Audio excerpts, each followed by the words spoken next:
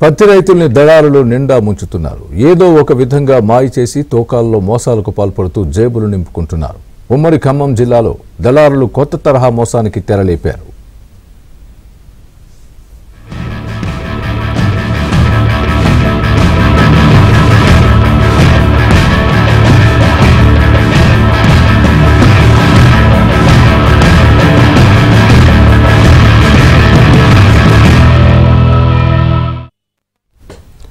ఉమ్మడి ఖమ్మం జిల్లా పత్తి రైతాంగాన్ని దళారులు దారుణంగా మోసం చేస్తున్నారు. పత్తి తూకంలో టెక్నాలజీ ఉపయోగిస్తూ నిండా ముంచేస్తున్నారు. ప్రకృతి విపత్తుల నుంచి పంటను కాపాడుకున్న రైతన్నకు చివరకు ఆ పంటను అమ్ముకునే సమయంలోనూ కన్నీళ్లే మిగులుతున్నాయి.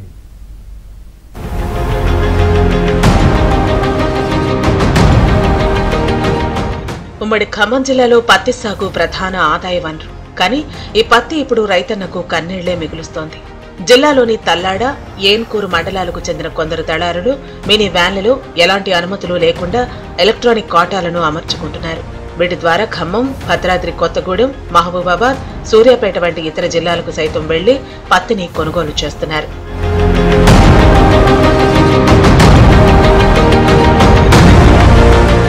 అసలు మోసం అంతా దళారులు ఉపయోగించే ఎలక్ట్రానిక్ కాటాల్లోనే దాగి ఉంది.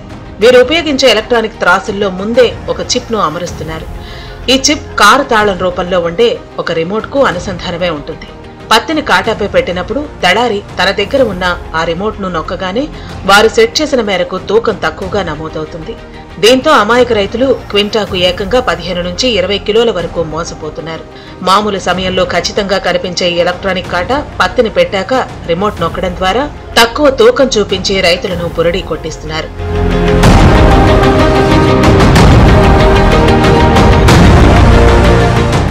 ఇటీవల తల్లాడ, ఏన్కూరు పోలీసులు ఈ దళారులపై దాడులు చేసి బైండవర్ కేసులు నమోదు చేశారు. అయినప్పటికీ రైతులు అప్రమత్తంగా లేకపోతే తూకాల పేరుతో తీవ్రంగా నష్టపోయే ప్రమాదం ఉందన్నారు.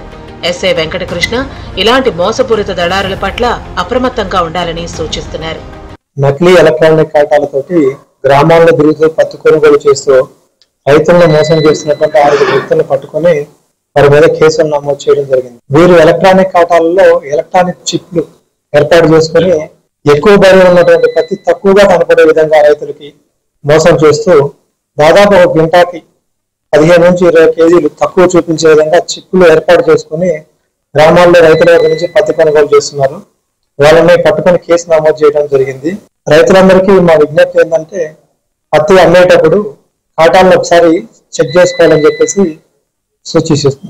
అమాయక రైతులను నిండా ముంచుతున్న దళారులపై కఠిన చర్యలు తీసుకోవాలని రైతు సంఘాల నేతలు డిమాండ్ చేస్తున్నారు. జిల్లా వ్యాప్తంగా దోపిడీ దళారులు పెరిగిపోతున్నారని ఆవేదన వ్యక్తం చేశారు. అలాగే రైతులు కూడా కాటాల విషయంలో అప్రమత్తంగా ఉండాలని సూచిస్తున్నారు. దళారుల తీరుపై అనుమానం వచ్చిన వెంటనే పోలీసులు, తూనికలు, కొలతల అధికారులకు సమాచారం ఇవ్వాలని కోరుతున్నారు. గత 3 రోజుల కిందట తల్లాడులో పోలీస్ సబ్ ఇన్స్పెక్టర్ గారు, ఎస్ఐ గారు చెకింగ్ చేస్తే 20 ఎలక్ట్రానిక్ కాటాల్లో 20 రిమోట్ కంట్రోల్ ద్వారా కాటాలు తక్కువ వేసినట్టుగా బహిర్గతం అయింది. వాళ్ళ మీద కేసు పెట్టి వదిలిపెట్టమని చెప్తున్నారు.